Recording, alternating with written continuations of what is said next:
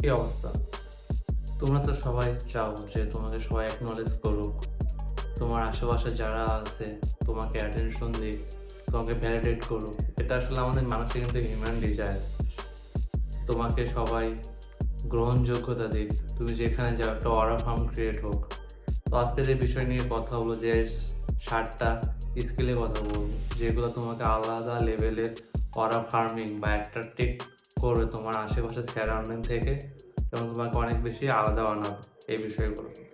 যেগুলো আমি নিজের সাথে এক্সপেরিমেন্ট করছি, নিজের স্কিল ডেভেলপ করছি এবং আমার নিজের শিক্ষণীয় বিষয়গুলো থেকে তোমাদের সাথে সেগুলো ডিসকাস করব, যেগুলো তুমি যদি তোমাদের লাইফে ইনক্লুড করতে পারো, আমি প্রমিস করছি তোমরা 6 মাস 1 বছর পর একটা বেটার পারসন বা একটা বেটার ভার্সন ডেভেলপ করতে পারবা, যা তোমাকে সবার থেকে আলাদা করবে, তোমার নিজস্ব একটা অরা তৈরি করবে। কিছু মতো স্কিল আছে, স্কিলগুলো মেন যদি টপিকে আসি, স্কিলগুলো প্রথম টপিক সেটা হলো self confidence with body with straight body language and direct eye contact. আচ্ছা, তোমার সাথে আমি কথা বলতেছি, আমি যদি আশেপাশে ওদিকে তাকাই এদিকে তাকাই, তোমার কি কথা শুনতে ভালো লাগবে? তোমার তো ডিস্টার্ব হয়ে ভিডিও স্কিপ করে চলে যাবা।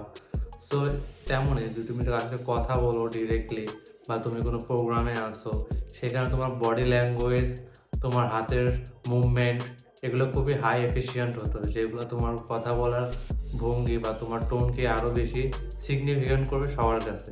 আর ডিরেক্ট আই কন্ট্যাক্ট মেনটেন করা খুবই একটা গুরুত্বপূর্ণ বিষয়, যেটা তোমার কনভারসেশন আরও ডিপ করবে, আরও মিনিংফুল করবে। নাম্বার 2 যেটা কথা বলবো সেটার পরের স্টেপে এটা যে ইমোশনাল কন্ট্রোল এবং কাম বিহেভিয়ার। তোমার যে পরিস্থিতি হোক যেমনই হোক, তুমি সবসময় একটা কাম যদি বিহেভিয়ার করো এবং তোমার ইমোশনাল কন্ট্রোল থাকে, যেটা তোমাকে বিশেষ করে ফিমেল পার্সপেক্টিভে তোমাকে অনেক বেশি সিগমা বা তাদের আলাদা তোমাকে অ্যাটেনশন বা তোমার প্রতি ইমপ্রেস হবে।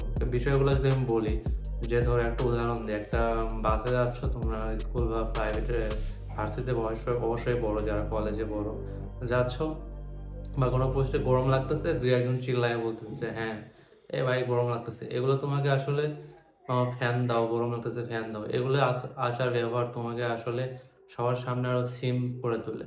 তুমি একটা ম্যান, তোমার যে কোনো পরিস্থিতি হোক বা এর থেকে ক্রিটিক্যাল সিচুয়েশন হোক, তোমাকে সেখানে ইমোশনাল কন্ট্রোলগুলোকে হ্যান্ডেল করতে হবে এবং সবসময় শান্তের সাথে সেগুলা তোমার এগুলো সমস্যার সমাধান করতে হবে। যেগুলা তোমার স্কিল ডেভেলপ করতে পারো, এই জিনিসটা তোমাকে সবার সামনে হাইলি অ্যাট্রাকটিভ করবে, যা এবং ফিউচার গিয়ে তোমাকে লিডারশিপে একটা কোয়ালিটিও দিবে। 3 নাম্বার যেটা বলবো, একটা মিউজিক স্কিল। তোমার ধরো যে কোনো পিয়ানো হোক, গিটার হোক, এগুলো কিন্তু আলাদা তোমাকে ভ্যালিডেশন দেয়। তুমি হয়তো স্কুল কলেজে তুমি দেখছো যারা প্লে গান গাইতে পারে বা কোনো ইনস্ট্রুমেন্ট, গিটার হোক, বাজার এক্সেট্রা হোক, বাঁশি হোক, যারা বাজাতে পারে, ফিমেল অ্যাটেনশন অনেক বেশি পায় এই বিষয়গুলো যারা এই মেনটেন করে। সো তুমি গিটারিস্ট বা তোমার যেটা ভালো লাগে শিখতে সেটা তুমি শিখো, তোমার পার্সোনালিটি এমনি আপ টু 10 জায়গায় নিয়ে যাবে। নাম্বার 4 যেটা কথা বলবো সেটা হলো আর্টিস্টিক হওয়া।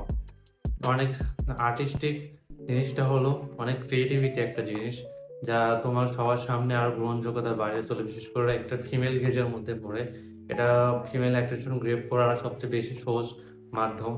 অনেক বেশি কারণ আমরা যারা জানি, যারা আর্টিস্ট হয়, যারা লেখে, তারা অনেক বেশি ক্রিয়েটিভ থিঙ্কার হয়, আর যেগুলো তোমার অপরের কাছে খুব সহজে তোমার ভ্যালিডেট করতে সাহায্য করে।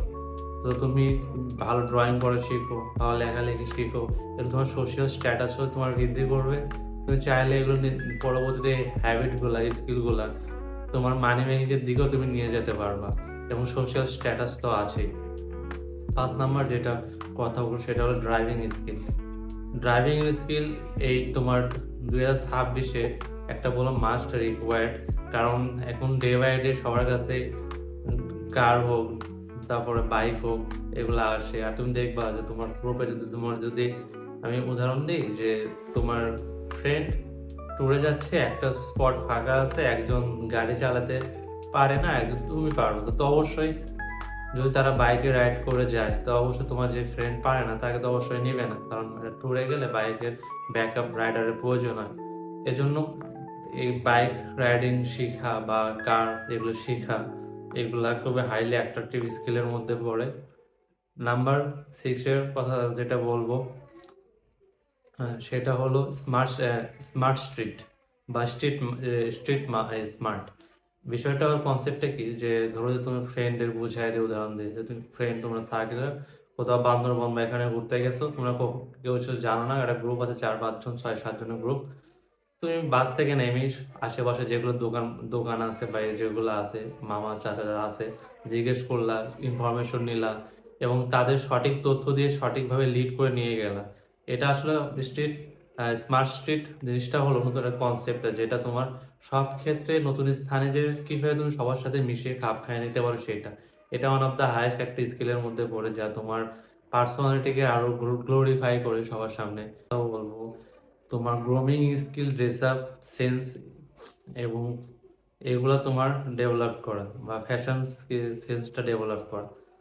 2026-এ যদি তোমার ফ্যাশন সেন্স অনেক বেশি খারাপ হয়, তুমি তুমি অনেক রিচ, তুমি অনেক রিচ, তোমার টাকা পয়সা অনেক, তুমি অনেক ক্লোদিং খরচ করো, তুমি ফ্যাশন সেন্স ভালো না, তুমি একটা ভালো পারফিউম ইউজ করো না, তোমার গ্রুমিং সেন্স খারাপ, এগুলো হয় কি তোমার টাকা পয়সা থাকলেও বা অন্যান্য তোমার ব্যাকগ্রাউন্ড থাকলেও ফার্স্ট ইমপ্রেশনেই তুমি সবার সামনে ডাউন হয়ে যাও। সো প্রপারলি ক্লোথ, তুমি তোমার বডি শেপ অনুযায়ী, তোমার শরীর স্ট্রাকচার অনুযায়ী, তোমার শরীর কালার অনুযায়ী সিলেক্ট করবা, ফ্যাশন ট্রেন্ড এগুলা ফলো করবা, সেই অনুযায়ী নিজেকে গ্রুমিং করবা। গ্রুমিংটা ছেলেদের জন্য মাস্ট। আমরা অনেকে মনে করি যে আমাদের স্কিন কেয়ার করা বা আদার সেক্টর মেয়েদের কাজ, এই বিষয়গুলো টোটালি রং। সেলফ কেয়ার করা অনেক বেশি গুরুত্বপূর্ণ সহায়ক, সেটা ছেলে বা মেয়ের ক্ষেত্রে।